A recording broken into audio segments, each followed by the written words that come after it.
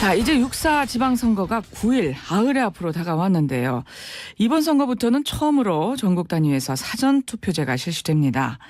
사전투표제 한마디로 얘기하자면요. 지방선거 당일인 6월 4일 투표를 못하시는 분들에게 사전에 투표권을 행사할 수 있는 기회를 드리는 건데요. 이번 주 금요일과 토요일이죠. 5월 30일과 31일 이틀 동안 사전투표를 하실 수 있습니다. 신분증 한 장만 있으면 전국 어디에서도 손쉽게 투표를 할 수 있다고 합니다. 새롭게 시행되는 사전투표제 좀 자세하게 알아보겠습니다. 중앙선거관리위원회 김진묵 팀장님 나와 계십니다. 안녕하세요. 네, 안녕하세요. 예. 그동안 부재자 투표라는 게 있었잖아요. 네, 그렇죠. 예. 이 부재자 투표하고 사전투표제 어떻게 다른 건가요? 기존에 이제 부재자 투표는 이제 부재자 신고 기간에 이제 신고를 하고 명부에 오르게 되면 선관위에서 이들에게 이제 그 투표용지를 우편으로 보내줬습니다. 네. 그럼 우편을 받으신 이제 선거권자가 구시군마다 설치된 부재자 투표소에서 투표하던 제도입니다. 주로 이제 군인이나 경찰들이 많이 투표했던 방식인데요. 이번에는 이제 사전투표 제도가 이제 실시됨으로써 이제 사실상 없어졌다고 볼 수 있습니다. 가장 큰 차이점이라고 할 수 있는 것은 아까 말씀드렸듯이 선거일에 개인 사정으로 이제 투표하기 어려운 선거인들 중에 군인, 경찰뿐만 아니라 누구라도 사전 신고 없이 전국 어디에서나 읍면동에 설치된 투표소에서 신분증만 가지시면 투표할 수 있다는 것입니다. 뭐 투표용지를 받거나 이런 것도 아니고요. 미리 우편으로. 예, 신분증만 있으면 되는 거예요. 그러니까 6월 4일에 난 다른 계획이 있다. 미리 땡겨서 사전 투표하고 내 볼일 보겠다. 네. 얼마든지 그럴 수가 있는 거네요. 예, 그렇습니다. 그러니까 내 볼일도 볼 수 있고 투표도 할 수 있고. 그래서 사전 투표제는 이제 유권자의 투표 선택권이 확대됐다. 이렇게 볼 수 있을 것입니다. 예. 근데 말씀대로 부재자 투표 같은 경우 사전에 미리 신고도 해야 되고 과정도 복잡한데 사전 투표는 그런 과정도 전혀 없는 거고요. 네, 그렇죠. 예. 그러면요. 지금 전국 어디서나 손쉽게 사전 투표할 수 있다고 하셨는데 전국에 어느 정도나 투표소가 설치가 되나요? 사전투표소는 지금 읍면사무소, 동주민센터 그리고 이제 군부대가 이제 밀집된 곳에 설치가 되는데요. 이번 선거에서는 3,500여 개가 이제 설치됩니다. 그래서 예년에 이제 부재자 투표소가 한 400여 개 설치됐으니까 한 8배 많은 수치가 이제 설치됐다라고 보면 될 것 같습니다. 3,500여 개. 예. 그 여행 가시는 분들도 계실 텐데 말이죠. 네. 이 읍면 이런 사무소 말고 공항 같은 데도 혹시 뭐 이 투표소 같은 게 설치돼 있나요?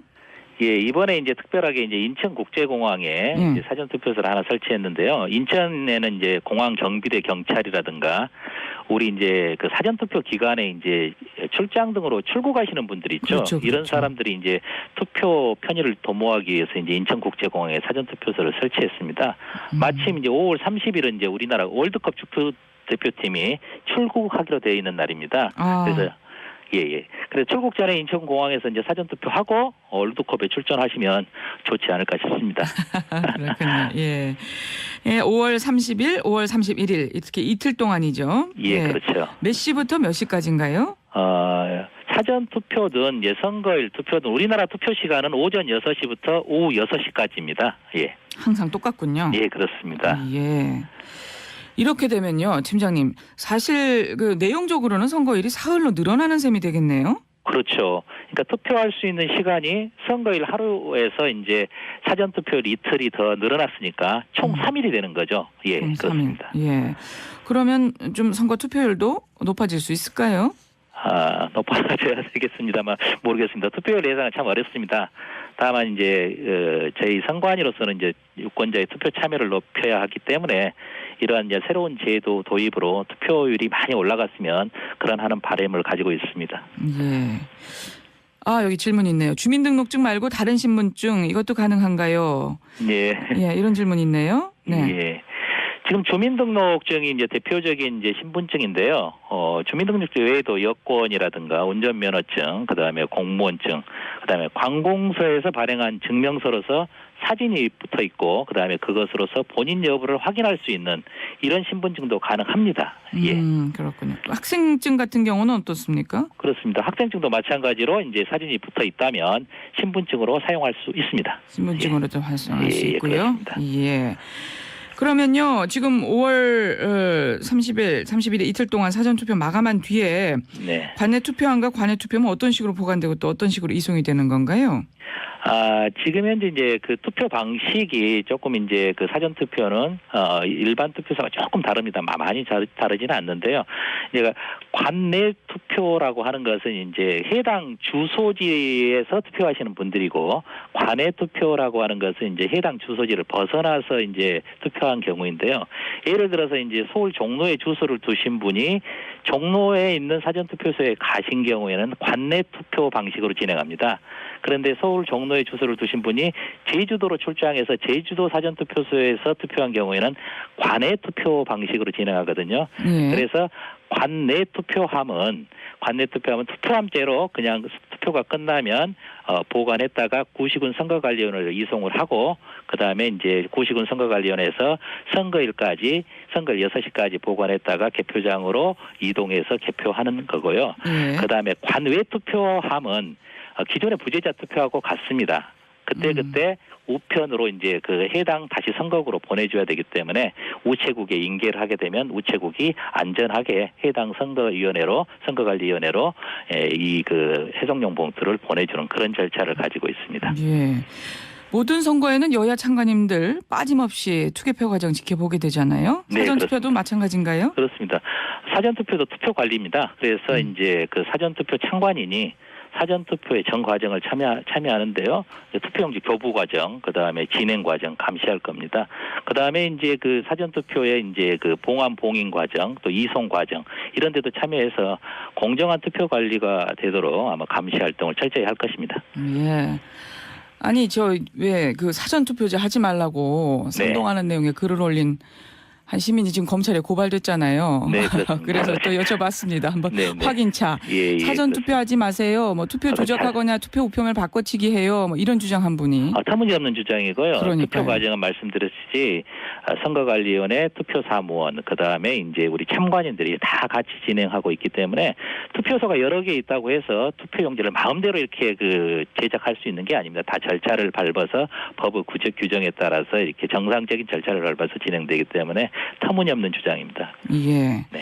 그리고요, 지난 선거 때 SNS 통해서 투표소에서 찍은 사진 같은 거 올린 게 또 논란이 되기도 했는데, 이 선거 관련해서 SNS 이용하는 사안은 어떻게 지금 정리가 되어 있습니까? 지금 저희 이제 선거관리위원회에서 이제 투표 인증샷 맡고 있지 않습니다. 투표 인증샷이라고 하는 것은 투표 참여 이제 분위기를 높여주고 투표 참여를 독려하는 거 아니겠습니까? 그래서 권장해야 될 사항입니다. 다만 이제 선거법에서는 이제 이런 조항이 있습니다. 기표소에서 자신이 기표한 투표지를 촬영해서 공개하지 말아라. 그래서 이러한 것들을 사진을 촬영해서 SNS에 올리는 것은 법에 이제 명확하게 금지되는 행위입니다. 그러니까 기표소 안에서 인증샷 찍는 거. 그렇습니다. 기표소 안에서. 예. 그래서 이제 투표소 인증은 이제 저희가 나름대로 이제 그 사진을 촬영할 수 있는 포토존을 이제 투표소 밖에 설치해 있습니다. 그래서 이런 데서 이제 사진을 찍고 이제 올리는 것들 이거 다 가능합니다. 그렇군요. 근데 기표소 안에서 하는 건 안 되고. 예, 그렇습니다. 명확하게 구분이 되셔야 될 것 같습니다. 투표 인증샷은 선관위에서도 권장하는 사항입니다. 다만 법에 위반되지 않도록 하자, 뭐 이런 거라고 보시면 될 것 같습니다. 그렇군요. 그리고 이제 한 가지 더 이제 있는데요. 인증샷 하실 때 선거일 날은 누구든지 선거 운동을 할 수가 없습니다. 그래서 이제 어떤 손가락을 통해서 이제 표시를 하게 되는데 이게 이제 특정 후보자를 지지하는 형태로 나타나면은 이것은 이제 또 이제 후보자를 지지하는 행위로 선거 운동에 해당되기 때문에 안 된다. 이렇게 지금 저희가 유권 해석하고 그렇게 운영하고 있습니다. 아, 그렇군요. 예, 그렇습니다. 그러니까 팀장님 보통 사람들 사진 찍을 때 뭐 엄지손가락 이렇게 치켜 세우거나 손가락으로 V 사인하거나 이런 경우 있는데 요거 하면 안 되는 거군요. 요거. 예, 그렇습니다. 그러한 표시가 손가락 표시가 특정 후보자를 나타낸다. 이렇게 그 해석되는 경우에는 이제 안 된다 이렇게 보시면 될 것 같습니다. 조금 유의가 필요할 것 같습니다. 아, 그렇군요. 예, 이거 뭐 습관적으로 하시는 분들 계시는데 이번에는 절대로 그러시면 안 되겠습니다. 예, 그렇습니다. 자유롭게 인증샷 하시되 법에서 금지되는 사항들은 유의하시면 될 것 같습니다. 이번에 이 사전투표제가 전국적으로 처음 도입되는 건데 앞으로도 뭐 아마 주요 선거에서 계속 활용이 되겠죠? 예, 그렇습니다. 아까 말씀드렸듯이 사전투표제는 투표 편의를 도모하기 위해서 도입된 제도입니다. 저희는 이제 처음 시도되는 이제 실시하는 제도이니만큼 이제 끝나고 나면 이제 보완해야 될 사항도 있을 겁니다. 그래서 이제 전반을 평가해 보고 고칠 거 고치고 이제 보완할 거 보완해서 앞으로 다음 선거에서도 유권자가 더욱 편리하게 투표할 수 있도록 확대할 계획입니다. 예. 예. 그렇군요. 자, 뭐 SBS에서 일하는 분 같으면 가장 가까운 동사무소를 찾아가시면 되는 거고. 네, 그렇습니다. 그렇죠? 복인 환일 전차 한 다음에 발급기에서 받고 예. 또 우편봉투도 회송용 우편봉투도 같이 받는 거죠? 네, 예. 그렇습니다. 그렇게 받아서 예. 잘 하시면 되겠습니다. 네, 네. 자, 말씀 잘 들었습니다. 고맙습니다. 네, 고맙습니다. 지금까지 중앙선관위 김진묵 팀장과 사전투표제 이야기